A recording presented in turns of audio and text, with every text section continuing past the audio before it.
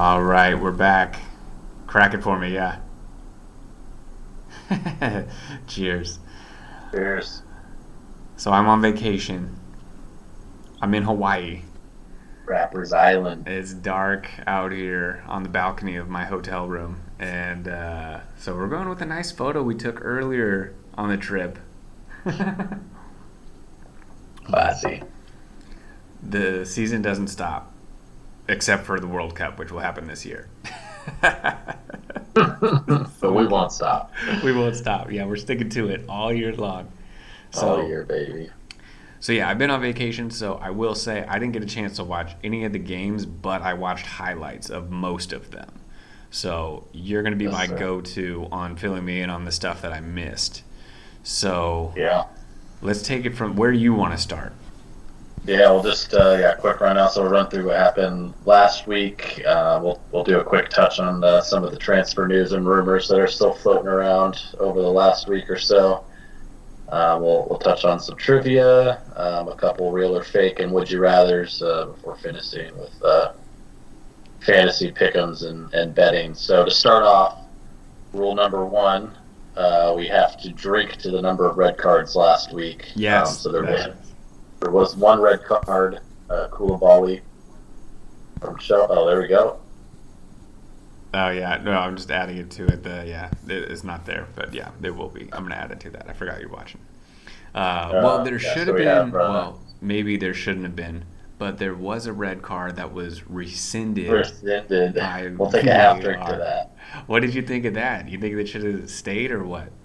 Yeah, no, it wasn't a red card. That was just a tactical foul. The cleats were down. I mean, it went up a little bit high, like on the shin, but it Yeah. shouldn't have been a red card. I thought it was the right call to take it back. It is funny because I went to look at the Premier League site after to check stats, and he actually shows up still on the red card stat page, Oh, even really? though it says zero. So basically, he showed up on the stat page, then they deleted it, but his name's still on the stat page, but at zero. But yeah, I don't think it was a red. Yeah.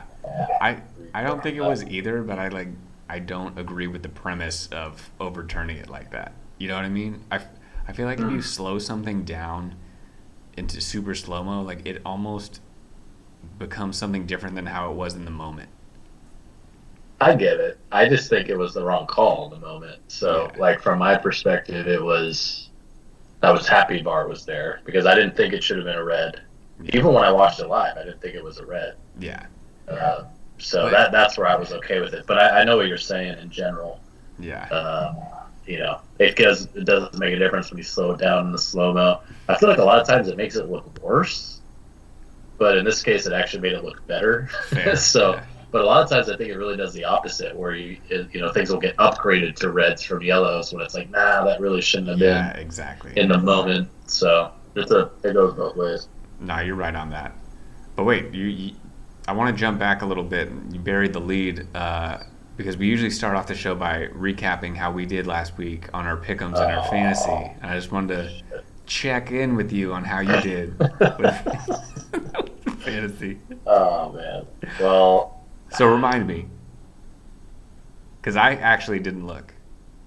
yeah. Well, so we're in a league of 6 teams. Austin had a pretty solid week, but still finished fourth in week 3 in the league. I unfortunately finished sixth out of 6. So one of our few rules of drinking is you must drink if you finish last. So yeah, go ahead, give it a good chug. There you go. I'm Um, still not too unhappy with my team. I think I just need to make a couple tweaks. I yeah, think I was only like 2 or 3 points out of 5th place, so I was right there. yeah, I like my team too. I need to make And a I'm- tweak this week. I wanted to make a and tweak I- last week. Yeah. Mendy hurt me this week for sure. I haven't looked at my score yet, but he couldn't have done well. Oh yeah. Let's- Turnover. Yeah, let me. I'm gonna switch it. Let's go into the recap then for the week. Oh, there I am. What happened? Wrong one. There we go. A little technical difficulties. We're not at home in the comfort of my home. So Look at that happy family. I know. Look at us. That was Yeah, us. so I think the biggest news of the week is starting off with week 3 of the Premier League was obviously the last game of the weekend, the one probably most talked about, Man U against Liverpool. So a bit of a Yeah, surprise, I think, based on how things were trending. What did you feel after that game? dude. Okay. I don't want to say like I watched the highlights. I didn't watch the game, but when they showed the lineups before the game, I was like, all right, all Yeah, right. I think this is a good move, and it yeah, looked like it worked. And the fans, oh my gosh, like skip ahead to the end of the game. Man, U ends up winning like a huge game for them. I That was like the weirdest sounding fans ever. It was like a relieved, happy, like yeah, cheer. It was different. You felt it. Uh, yeah. it was really cool. I bet that would have been an amazing game to go to. Yeah, that would have been the epitome of like just collective fan release after Yeah. just so much stress built up. So Yeah. yeah, no, it was to me. I think I texted you about it earlier. It was just to me, it was like a feel good game for them. You know, they really needed it. Oh I my felt the god. same way when I saw the lineup come out, seeing Fred on the bench. Thank God. Seeing Yep. Maguire on the bench. Thank God. And they really just Ronaldo on the bench. I Yeah. mean, the team came together. You could see it on the players, Hmm. throughout the game. They were really, really trying.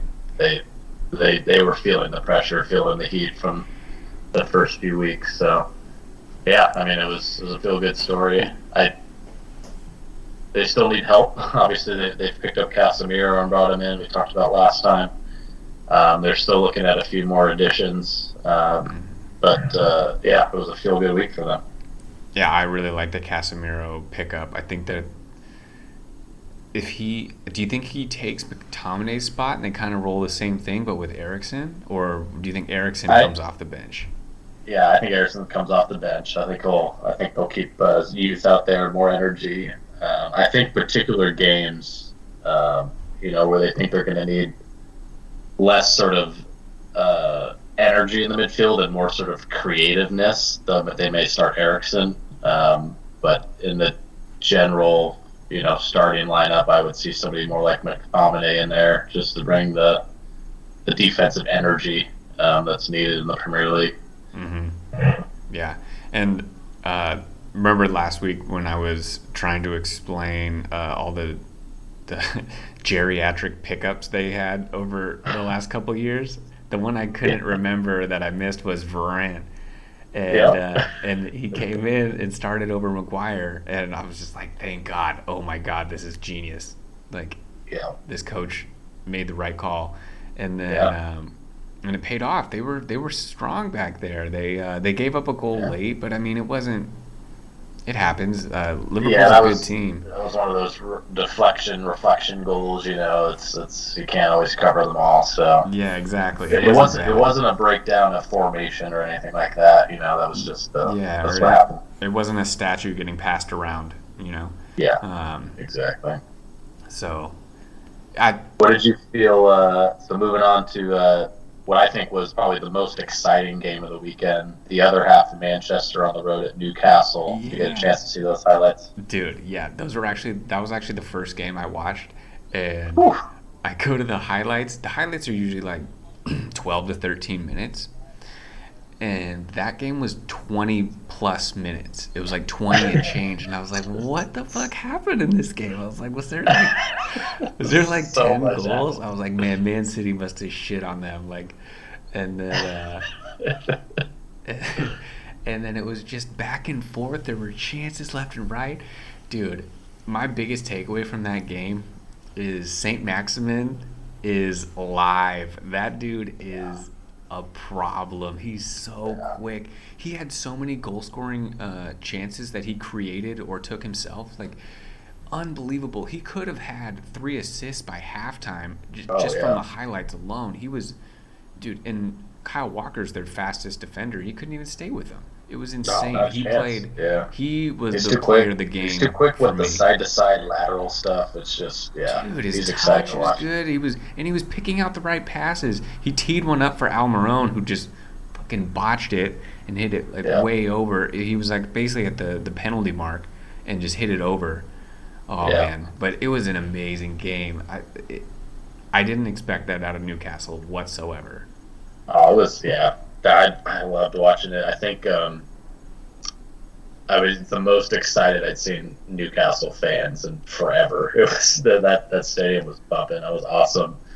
I think, like you said, Sam Exman was probably stood out. The sort of downside with him has always been like he creates space and he's like scary for defenders, but when he's off, he's missing those like the pass at the end, right, to create the shot or choosing the wrong option at the end. And this game, he was just every single time it was the right decision. Yeah. It was just passing it to the right spot, looking for the right guy, knowing when to cut in or out, and he just had the whole package. So he really stood out. And then props to Man City. I mean, they were in a hole. They kind of stuck together, came back, really showed their class, scoring goals. Mm-hmm. So it's just all around. Just once again, just like the week before, we talked about just how amazing the Chelsea-Tottenham game was. This was the same thing. This is why we love the Premier League. It's what it's all about. Yeah. So excited. Yeah, exactly. We already touched on the red card, but like you said, it wasn't hey, I'm concerned about Man City. Like, Newcastle played well. And, you could point to Man City's defense and be like, all right, not that sound back there. Like, okay. But, I mean, they're still a good team. I still think they can come back from anything. Yeah, they showed it right there. If they're ahead, forget about it, So, it's it's why we love the Premier League, and it's good to see Newcastle bumping again. That stadium is sick. They have a good fan base. That's another one for the bucket list I'd like to go to. Oh, for sure. Got to go to a game there. Yeah. So another stadium I want to go to, speaking of one of the other headliners of the weekend, was the absolute beatdown Leeds put on Chelsea. Oh, hell yeah. 3-0 beatdown. Shout out Aronson. We talked about him in episode 1 of the year. One of the exciting guys to watch out for. Hang on, you mentioned an American. You got to drink. Oh, we got to drink. Yeah, we're going to be hitting that rule a lot. Yeah, with guys like that on the team. But yeah, just the beatdown. It was just Leeds was looking so. It's like they were 2 years ago. Just looking so exciting, so thrilling. You just wanted to watch. You just couldn't stop watching the game. I couldn't take my eyes off the highlights when I was watching. It was just exciting, start to finish. It felt like, and Chelsea's got problems, man. They do. Thomas Tuchel is coaching himself out of a job. If he sticks with this, he's not going to make it to Christmas. No way. I think when you watch the highlights and they show the lineups beforehand, and as I talked about the Manchester United one, being like, okay, I like this. They showed the Chelsea lineup, and I was like, what the fuck is this? And Tim Howard's like, Chelsea, Coach Tuchel is looking to create an attacking edge, something that they've been lacking this season. And so he's gone with Sterling and Havertz up top. and then like 7 defenders and wingbacks. And I'm like, what the fuck is this? Oh my god! And obviously they don't score again. Sterling did have a nice goal that was offsides. Barely, yeah. Yeah, that was a nice goal. He also missed one that he probably should have scored. Dude, it was just the epitome of a Sterling game again, though. He finishes the one wonderfully that doesn't count, and then misses the ones he should hit. Exactly. Everything we expect out of him. And I didn't watch the game, as I mentioned, but in the highlights, I don't think I saw Havertz once. Didn't see him once. So I don't know what the fuck. Pulisic did get subbed in later. American, had to get that in there. Right. But he didn't show up on the highlights either. I think he only played like 20, 25 minutes. So we had, let's keep it going. We had Tyler Adams on the field as well. Shout out. So 3 Americans on the field in one game. Huge win for them. Actually, let me just pause there. I'm gonna jump into the next one because it's just almost as smooth a segue as you just made with the stadium call out. Had to give you props there. But my trivia question is how many Americans are playing in the Premier League On a team. on a team, not on loan? Like okay, on a team in the Premier League this season. 1, 2, 5, 6.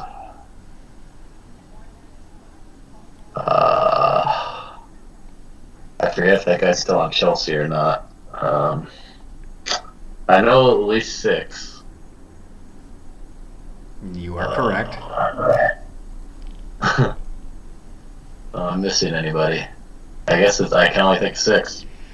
Close. You're so close. There's 7. There. I didn't. I actually would 7. have only named 5. So you beat me there. The obvious ones we just mentioned. Is it Miazga or is he gone? He's gone. He's gone. He's on Okay. loan. He's on loan. So it's Pulisic, you mentioned, Aronson, Adams, Chris Richards on Crystal Palace, Tim Ream on Fulham, and then these are the 2 I would have missed.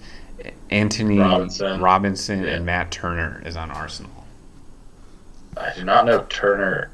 Okay. I didn't know that one. Oh, so I got the 6 incorrectly. I'm still counting Zach Steffen, so he's not on Man City anymore. No, he's Okay. on loan. What did it say? He's on loan He's on to. okay. Yeah, and then what's his name? Who plays for Norwich? Is relegated. Yeah. So. Okay. So yeah. Yeah, I didn't know the guy on Crystal Palace. That's cool. I didn't realize there was. I actually did know him. I didn't know Matt Turner. And the other guy, Jedi. Robinson. Oh yeah, Anthony. Yeah. So, but yeah. Awesome. Well, That's I'll pretty drink cool. to that. Yeah, it was pretty cool to see that many players because before, when we first got into it, there was Landon Donovan in the wintertime, and that was it. Clint Dempsey. It was, Yeah. and the goalkeepers, it was Tim Howard Yeah. and Friedel and Friedel. Yeah, Howard. Yeah. So that was awesome. yeah, that's a good one. All right, so let's jump into some of the news, transfers, rumors, and then I'll hit you with my trivia after that. Okay. So just I'll kind of read off some of the headlines to you. Give us your 2 cents as we go through. So first off, already mentioned Man U. Some news coming out of the team. Eric Bailly, who was at one time supposed to be their future solution at defense, which never worked out, is on his way to Marseille out of the team. I think that's a permanent move, not a loan.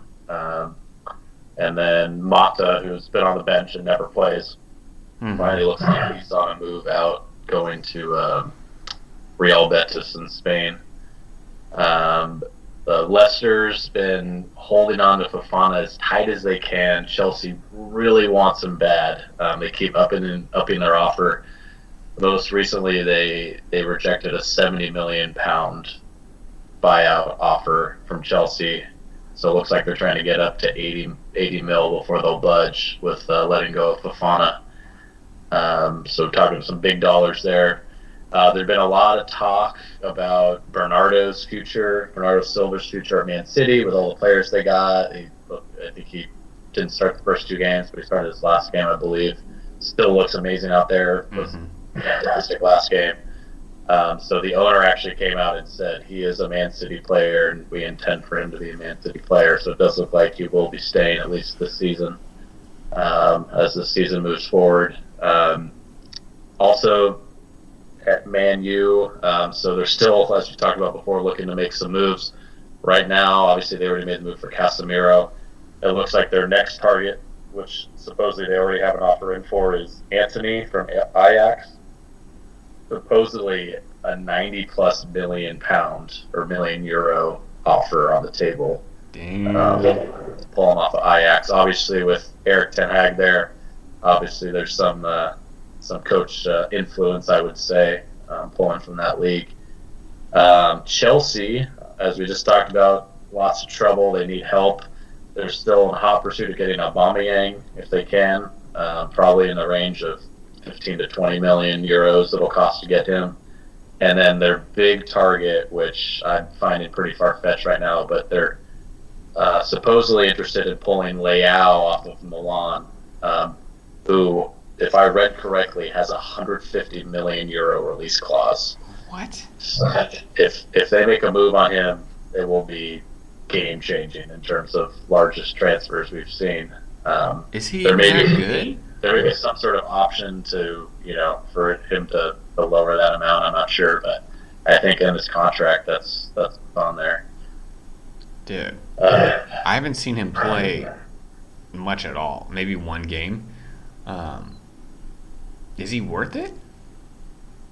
it's this whole thing like with like it was the same story with João Felix, right? Where it's like he's he's athletic, he's got the skill, he looks great, and there's just so much value on the potential for him to be better, right? That it's like he's still young. I'm not sure how old he is, but I think he's early 20s. Um, it's like he could be the next Balotelli, if Balotelli stayed on the right path. Um, and so there's just so much value put on the sort of the potential these days that it's so hard to spend that type of money on what would not be a sure thing. It reminds me of the NBA a little bit, where in the draft they'll be like, hey, here's this kid who's 6'9", and Yeah, he only started played playing basketball in junior nine high games. He school. only played 9 games his freshman year, scored 6 points a game, but he's going to be drafted fifth because of his Yeah, potential. You know what I mean? Like, yeah, it's the same kind of idea. exactly. Um, Yeah, no, yeah. He started playing basketball at 19, and his potential's off the charts. So we're gonna take him in a lottery pick. It's like, and man, then there'll be like the 22-year-old guy who just won the national championship, and they're like, I don't know if we're gonna draft him, um, and it's because they're always swinging for the home run because you got to hit that home run, but yeah. yeah, sometimes you just need good players. Yeah, So I don't yeah, know. but yeah, I think we both put that firmly in sort of the rumor category, and hopefully one that probably wouldn't come to fruition if Chelsea really wants to bring in somebody that will be a for sure thing right now at the striker position. Hmm. And then the last bit of transfer rumors going around. So Arsenal's still in the market. Currently, their number one target is actually to pull Neto off of Wolves. Shout out Wolves. In an effort to replace Pepe, who's most likely going to be moving out of the team back to France this at some point, either this window or next. Um, so yeah, that seems to be most of the big rumors so far. There's still, I think, what is So it, is there is 12 there days no left. more is there no more news about Van de Beek or Van de Beek? That's old news. Um, De Jong. Supposedly, so Bayern was supposedly heavily in the mix, and then the last I saw was they were sort of out of the question now. So I think for a while it was seeming like they were the most likely suitor, but the rumors I saw today were, that they were backing out of that or dropping down the totem pole of likely candidates. So I think it's still wide open in his case. I'm not sure where that's going to go. Nice. Yeah, I mean, I feel like that would be if you could pair him with Casemiro. That's a whole new ball game. I think that would be huge. Yeah, if they could swing that, I think that would be the perfect combination. Yeah, I mean that's not problem solved, but that is your team is going in a completely different direction. So, uh, so yeah, look at you just disappearing from me. It's all right. I can talk to myself. I'm good at that. Um, I will say I got a trivia question for you. one thing I was thinking of. You know how I mentioned Neymar is Kyrie Irving, and you liked that comp.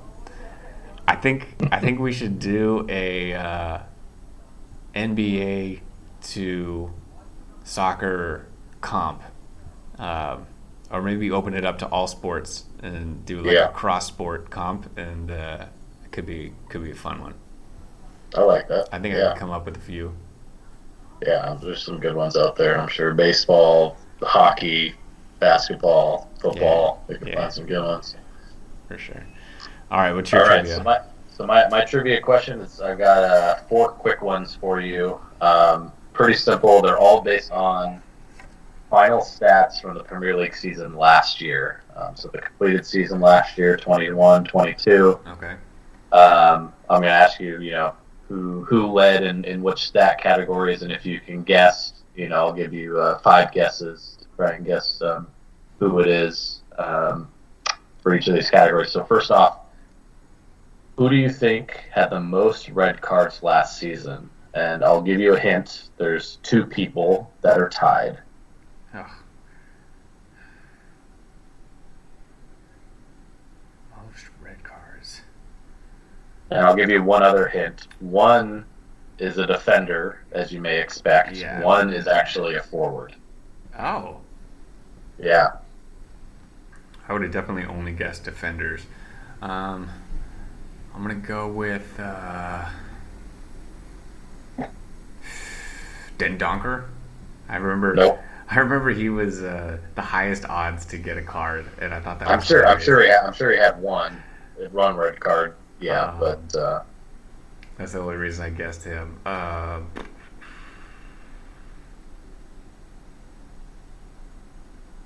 I guess first off, the first question I should ask you is how many red cards do you think led the See, league? I don't even know. I would have guessed Yeah. like three, It's actually only two. So there were two two. players tied with two red cards. Yeah. See, that's I have no idea. I'm just gonna No, name a bunch of defenders. Harry Maguire, my boy. no.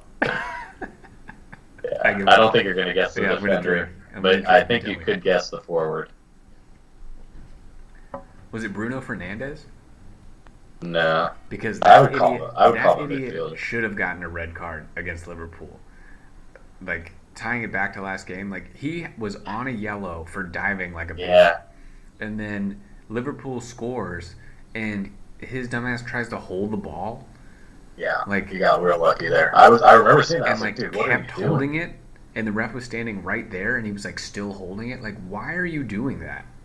So you can save what 20 seconds? Like he could easily get another yellow right there for the dumbest shit ever. Like I don't understand that. Anyways, um, a forward who got red cards, two red cards.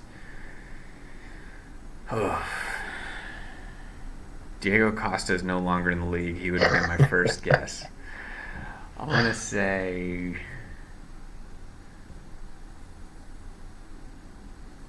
One more guess. was it Aubameyang? No, it was Raul Jimenez. Raul Jimenez. Okay, Two interesting. red cards, and then it was Ezri Konza on Aston Villa, defender. So they each had two. So next question, in the same vein as red cards, who do you think had the most yellow cards? Oh, First off, I will ask you to guess what do you think the most yellow cards was? Knowing that it's a 38 game season, how many yellow cards do you think led the league? who's the DeMarcus Cousins of the EPL? Um, I'm gonna say 15. It was 11. So Okay. take a drink there. Okay.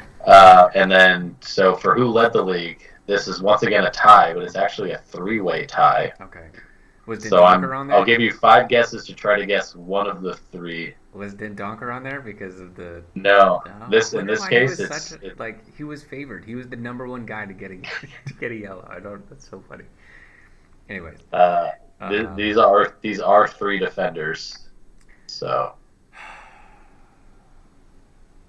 Harry Maguire.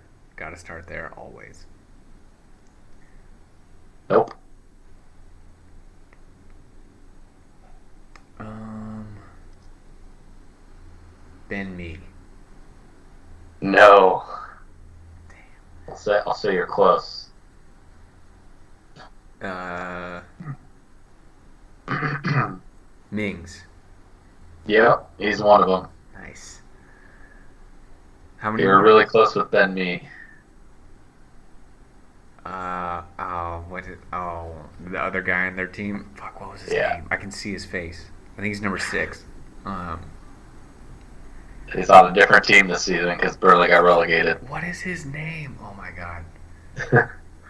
I know who you're talking about. Man. I'll get it like 5 minutes from now, so just tell me. Tarkowski. Tarkowski, yes. Yeah, moved to Everton. And He's then number last 5. but not least was Junior Firpo on Leeds, who's I think he's hurt to start the season this year. But I would so they never. each had 11 last year. Well, I'm happy I got one of those.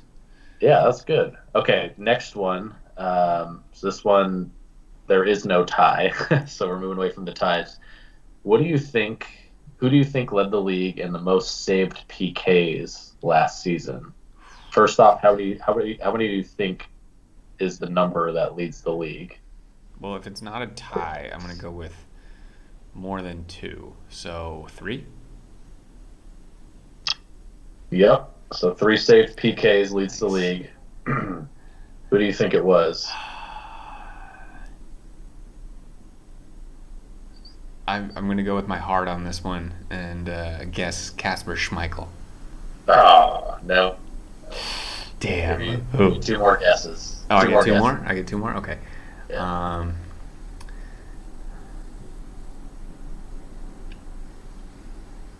that's a tough one. I'd probably guess like the better goal, Allison. Nope. Um, I'll say he's a goalie that wasn't part of the classic top 6 or whatever.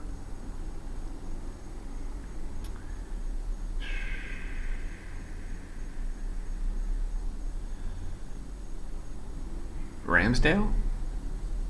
Nope. It Ah, was Fabianski on West Ham. okay. Nice. Yeah. All right. And so last stat question from last season. So this was a stat I hadn't seen before, and I don't truthfully know exactly how it's calculated, but it is on the Premier League website, so it's part of their official stat categories. But there's a stat for most missed big chances. Oh, this is great. So I'm not sure, exactly what that Qualifies that. entails, but there's one person that leads the league and 2 people tied for second right behind the leader. Can you name at least one of those 3 people with the most big chances last season? Rafinha. No, I think he's high on the list, but he's not in the top 3. Damn. I remember he hit the post like 7 times or something. Yeah, I stupid. think he hit the most posts or something. Yeah. Okay. So I figured he'd be up there. Okay. Well, I'm gonna guess my boy Sterling. No. No, he's not on there. Damn. Let's see I'll see where he falls on the list. It's gotta be a striker who gets a lot of chances. It might even be a good finisher, but maybe just got so many chances. I'll tell you, Sterling was tied for 5th. Okay, so he's up there. Yeah, he's up there. I bet Havertz is up there, but not at the top because he doesn't get enough. Yeah, that's good enough. I'm gonna guess Harry Kane. Got it. He's number 1. Nice, yeah. He just gets so many chances. It's always him. He's Yeah. a great finisher. Yeah, so he was number 1 in the league with 18 big chances missed. Nice. So who do you think is right behind him at 17? 2 people tied.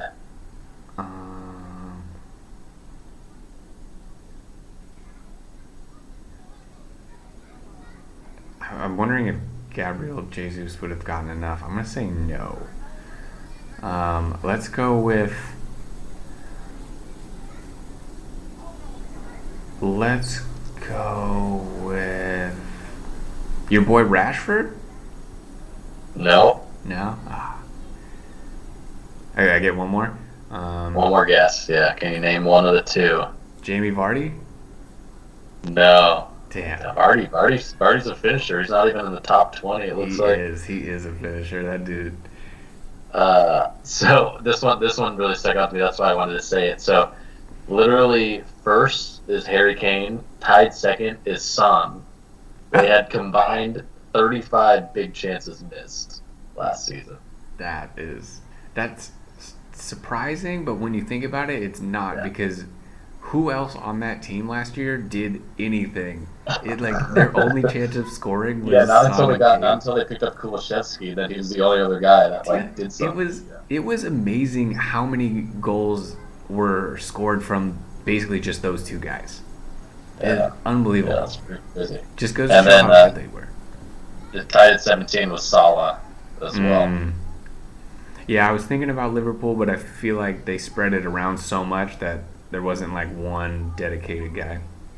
Yeah, I mean Salah was tied second, and then Mane was tied fifth. Yeah, Um, they had so so many chances on that team. Oh my god. yes, so combined they were. Oh no, sorry, I missed Jota. So Salah was second, Jota was fourth, and Mane was fifth. So yeah, they had by far the most combined as a team there. Yeah, I wonder if All they. I right. wonder if you could do that by like goals or something and get a percentage of something like that. We need some advanced stats here. Yeah, yeah, like knowing where they stand and like, because there's got to be odds of like, if they've missed like three big chances last game, they can't keep missing them. Like, oh, they're gonna score this game. And there Sure, should be a stat like we were talking about Saint Maximin, where it's like chances created, like goal scoring chances created. I feel like that's a huge one. That was like when Eden Hazard was on Chelsea. It was like every time he touched the ball, like a goal scoring chance was about to happen because nobody could take it from him. He was either shooting and almost scoring or like creating a chance for somebody else. It was insane. every time. He was so good. De Bruyne is probably right up there. Oh yeah, Yeah. So yeah. They're like pass to shot created ratio or something yeah. should be up there. Um, All right. Well, I'll drink to you getting that last question. Good job with the stats. okay, yeah. So I got a few real or fakes and would you rather's to throw at you. All right, let's go. So just through 3 weeks in the league, just kind of checking in on some teams. I guess just to start off, real or fake. How are you feeling about Arsenal so far? They've been cruising through the season. Let's see here. I don't think they have a chance of winning the Alone first. league. I don't think they have a chance of winning the league, but I think that's real. I think that the having a true striker um, is I think it's a perfect match. Jesus and their team is a perfect match because it just wasn't working out at Manchester City. He wasn't that like elite striker, and it never really clicked. And he's at a place now where he's the dude. He's clearly the best player. He's not on a team of elite players, and I think his confidence is sky high, and I think that helps. And I think that they have a pretty solid surrounding cast now. They've made some good moves. They finished well at the end of last season, so I actually do think they're real. Yeah, I would agree. I like what you said. How you preface it with saying I don't think they're going to win the league, but I think they're a massive improvement. I think the improvement is real. This isn't some fluke thing. And looking at their schedule, I can see a way where they're still unbeaten going into nine. So next week they have Fulham at home, should win that game. Then they have Aston Villa at home, who have been playing poorly. They have then they go on the road to Man U week 6. But if Man U reverts to where they have been week 1 and 2, who knows? That could be a tie. That could be a win on the road. Week 7, they have Everton at home, who've been struggling. And then week 8, they go on the road to Brentford. So they could go into week 9 against Tottenham, potentially still unbeaten with the schedule that they have in front of them. So I think it's both. There's some aspects that are they're a real deal, and I think their schedule's setting up pretty nicely for them to start off the season really strong. Yeah, I agree. Who else All you got? right.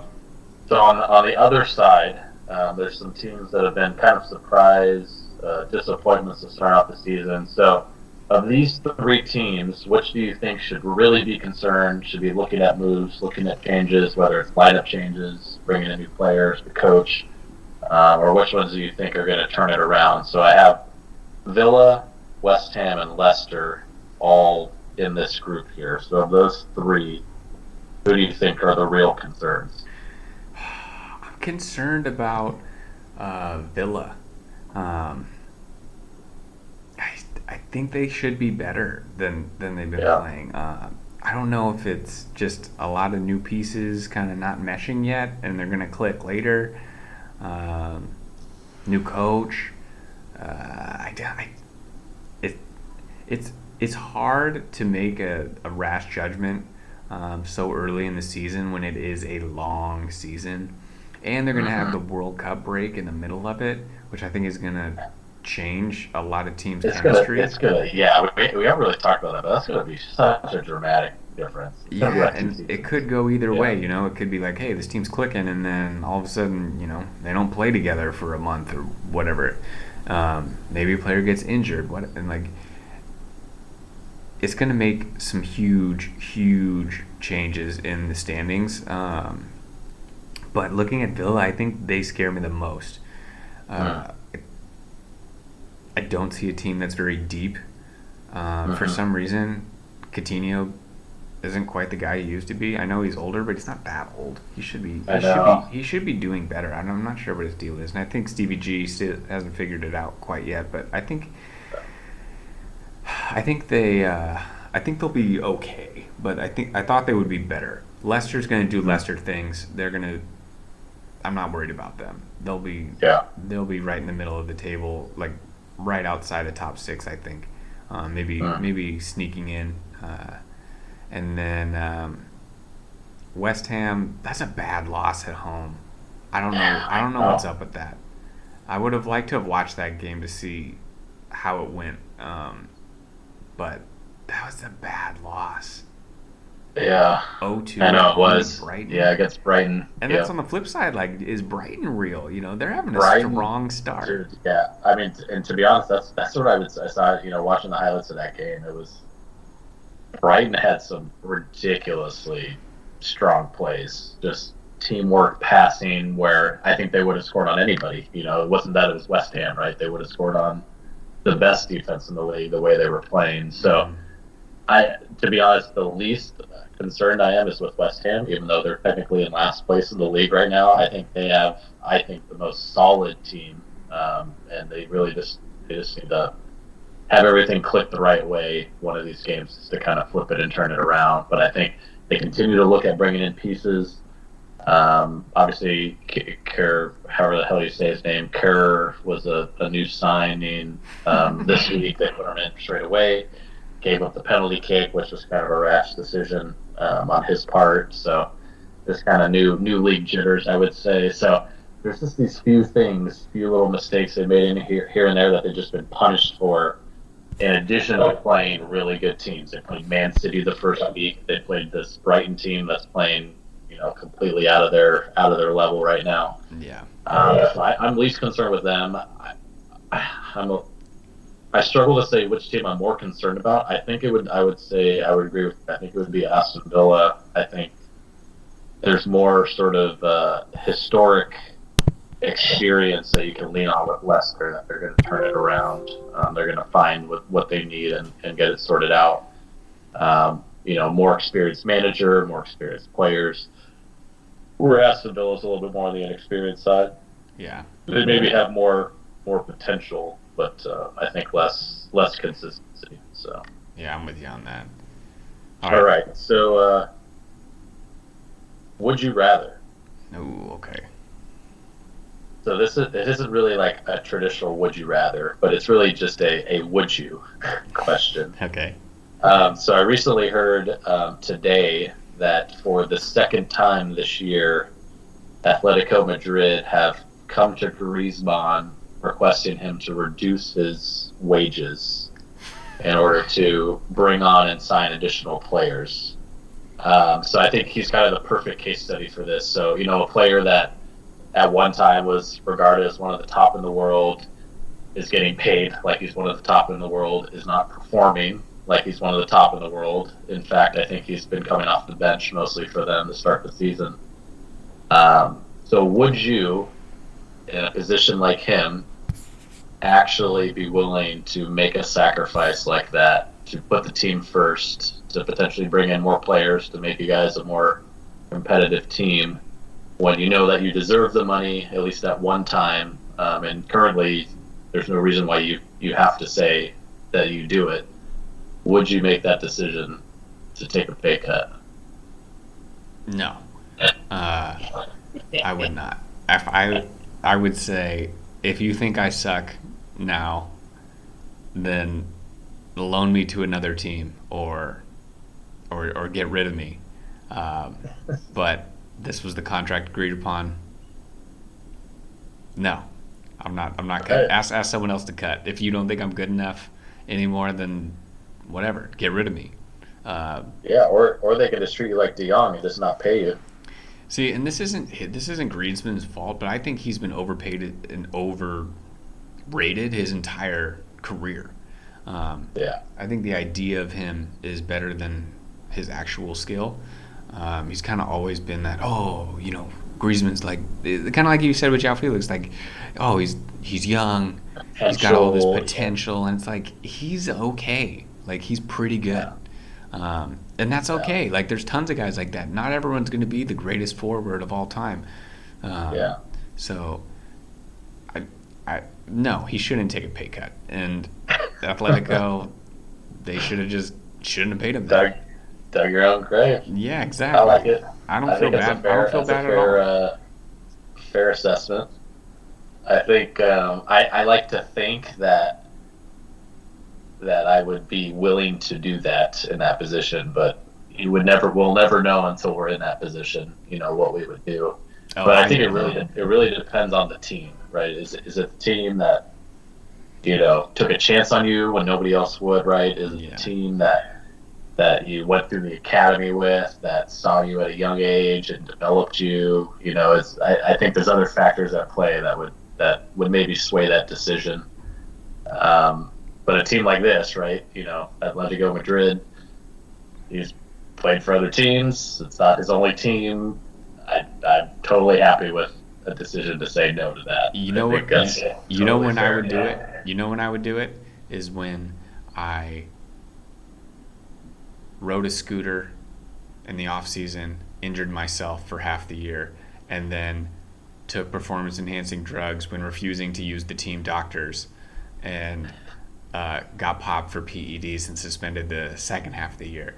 So I didn't play a single game the entire year, even though I was under contract. In that situation, I would give money back. Hint, hint. God, what an idiot. Can't believe that fucking guy. Anyways. Oh, my God. Oh, somehow it had to come up. That wound has not healed. Oh, that thing's festering. That thing's not healing anytime soon. No, it's not. All right. I do have just an alert here, like a vacation mode activated. My battery has about 15% left. Just a heads up. All right. Just a heads up. I think we're kind of winding down here. Real quick, I think we already touched on fantasy. Real quick, touching on pick'ems. So we finally had a solid week. If you recall from last week, we had a really shaky start to the season, sitting in last place, tied in last in our pick'ems league. We actually tied for third place this week. Nice. I didn't check, so that's good. At 80 points. I think we each finally had a 40-pointer this week. So I think that was the difference maker. That's the key, is hitting those exacts. Yeah, so I think currently we're still sitting in last, but I think we've closed the gap to, I think, 10 or 20 points to the next person in front of us. I think I'm sitting 10 points ahead of you, and then I think I'm like 10 or 20 behind the next person. So we're closing the gap. If we stick with it, I think we'll be jumping up quick, but first place is already twice as many points as us, so we got to start hitting those 40s quickly. Damn. Yeah. Well, we're getting a feel for the teams. I feel like the beginning of the year has been kind of crazy. There's been some wild ones. So, who did you pick in the Manchester United Liverpool game? Oh, I picked Liverpool. Yeah, I mean, how could you go Man United, right? Yeah. I feel like there were a lot Yeah. of games this week that were like, no way I would have picked that. No way I would have picked a 3-3 with Newcastle and Man City. Yeah, No, not a chance. no way I Yeah, would have gone Man City 3-0 winning. Chelsea Leeds. I made it close, but I picked Chelsea to win. I think I did like 2-1 or 3-2, I something had like a that. 3-2 Chelsea winning, Yeah, and it was exactly. I expected somebody to score 3 goals, but yeah, not what I expected. Yeah, just a lot of surprises. I expected. I mean, as we talked about with our bets last week, fully expected West Ham to come back with a Hmm. vengeance, and then this week at home, they just ran into the Brighton buzzsaw.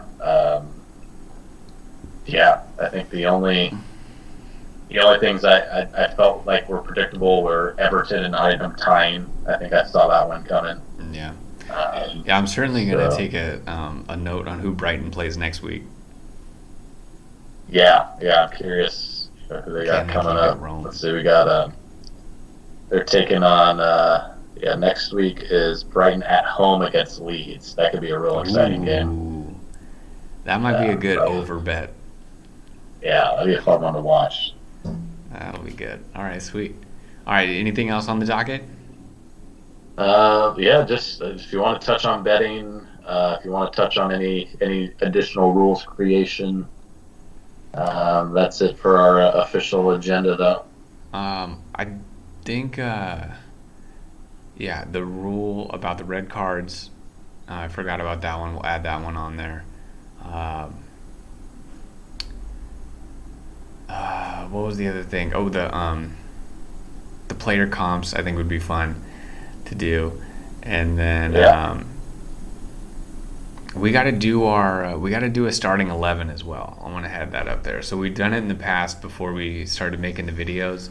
Is we did our yeah. favorite 11s for different categories, like our all-time favorites, our all lefty team, uh, and we just We did picked. so I have it marked down here. So we've done our favorite 11. We did our all left foot 11. We did our best free kick 11. Oh yeah, that was a good one. And then to end the season, we did our best 11 Premier League team of the season last Right. year. So we've kind of done four of those, but we still had we wanted to do an all country 11, a most physical 11, best penalty 11, the Good all twos. party 11, Oh yeah, we gotta do that one. and the worst haircuts of all time 11. Oh, So speaking of worst haircuts, did you see Mo Salah this week? nah, what'd he do He kind of at the bleached. game? He kind of bleached the tips a little bit. What? He had some like spraying blonde on there. Yeah, take a look. I gotta check this out. It threw me off for a second. I Yeah, gotta check. Let's get yeah. this Try to pick find up some here. photos from this week. It still Oh, was the same. Salah. It was still was the same little mop top fro. Oh yeah. It was He's got the funny. I little. thought it was hilarious. Where is this at? It's too many other pictures. Yeah, we had to do bad hair. He's got he for sure started rooming with Roberto Firmino for sure. Accidentally switched shampoo or something. Yeah, that's for sure what happened. And they got the same hair. They have that wannabe JT ramen head hair. Oh my God, Zardes, the Zardes special. Oh man. Yeah, dude, that's a tough cut. Zardes always rocks that. I'm like, dude, He loves it. looks awful. What are you doing? I know. Grealish is top of the bunch there too. He's always just like that peacocking motherfucker. Oh, Grealish, your favorite guy.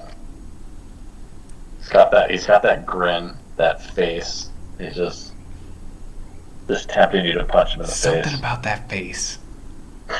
Just want to punch it. Oh man. Yeah. Any other rule ideas? Um, we had the interruptions one. It doesn't really happen these days, but it might. I think something maybe like We should maybe we could do like a wager to ourselves, like a bet of okay, if you win, like we'll do it the week before for the following week, like maybe Yeah. like you did with the would you rather's, like we could even do like a pick 'em like that. Yeah, Um, pick an upset or something, or yeah, we could do something like that. I think that would be good, and then start them off the next week and just basically finish a beer before the show starts. smart. uh, Yeah, we need more drinking going on here. This is I not know, enough. I know. I did plenty today though. I like the idea because before, so we used to do our own version of pick'ems, right? Before we started using the website, and so then, if you recall, we used That's to have a rule every week. You had to pick an underdog to tie yeah. or win. But I like that idea of still, you look at the underdogs and you choose one to tie or win that week. I Yeah, think let's that do would an be underdog. Let's do an underdog pick of the week. a fun one to play. And then So, if you hit the underdog, then the other person has to drink. How about that? all right, I like it. All right, so let's just do it real quick. I have the lines right here. So we got Southampton is a plus 320 against Man United. Southampton's at home, so Man U on the road, but still underdog at plus 320. Okay. We've got Everton on the road is greater than 100-point underdog against Brentford at plus 275 versus plus 105 for Brentford. I don't know. Brentford's been playing pretty well. Leeds is a plus 300 underdog on the road at Brighton. Brighton at minus 110. Ooh, Uh, that could go either way. we got Leicester on the road, big underdog against Chelsea at plus 625.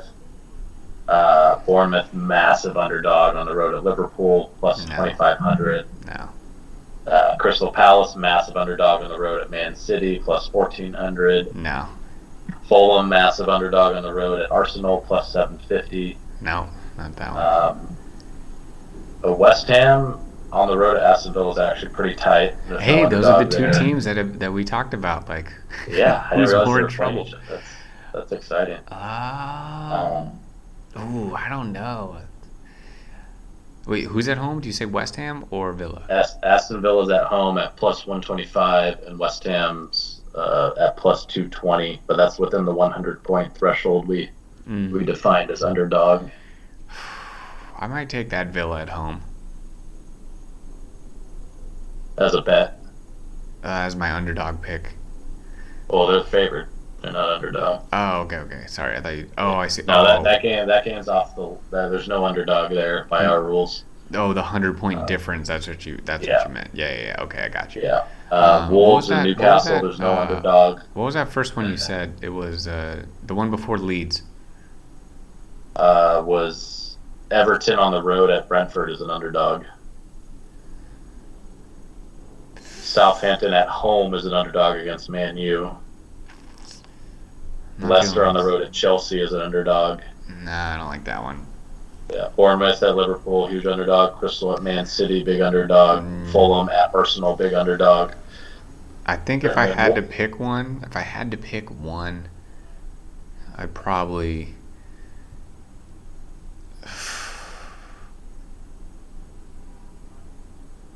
Yeah, I'd probably go West Ham.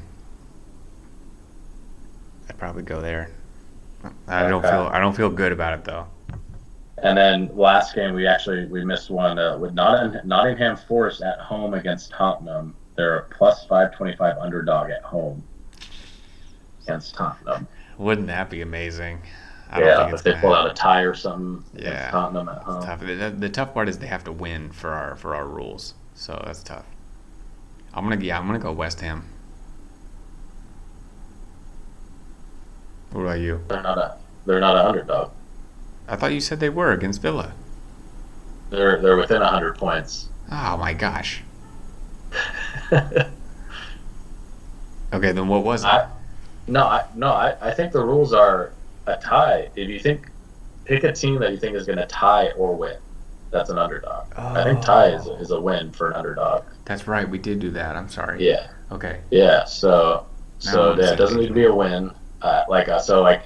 I'm going to go with Leeds on the road at Brighton at plus 300 versus minus 110. All we need is a tie out of them to call it a win in this with these rules. That's a good pick. Okay, I'm not gonna pick that one because you just did it. Um, Yeah. I'll go with the.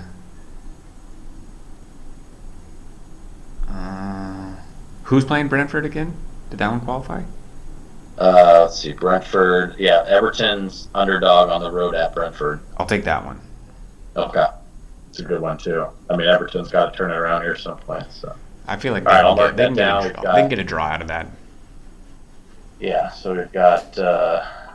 So where are we at? Prop bets. So we've got Leeds to tie or win at Brighton, and then Everton to tie or win on the road at Brentford. All right. All right, Two good sweet. picks there, I think. Well, have a good trip because I know you're leaving tomorrow. When are you getting back? Sunday night, I'll be back. So Okay. I'll be on East Coast time, so it'll be much easier to watch the games live. So I'm Yeah, that's excited pretty about cool. that. Yeah, I'm on Hawaii time, and there's just no shot of watching the games. Not a chance. Uh, But yeah, yeah, enjoy the rest of the week out there. well, that's good. Next week we'll be back on the same time zone. We'll be able to do it again. Yeah, we'll be keeping it going. Hopefully, we'll pass on betting this week, but hopefully we get access to a refreshed betting account next I week. know. Blake's like my buddy in LA placed a bet on the account, and the LA IP address got flagged. Um, Uh, it's like, you got to use a VPN, man. I know. He fucked up. So Uh, so yeah, it got blocked, but he's got a request in to get it reopened. We'll see. okay. But All yeah, right. my battery's just about to go, so we we did it. We still did it. On vacation, we still Yeah. made it happen. Cheers. No obstacles. Go out chugging.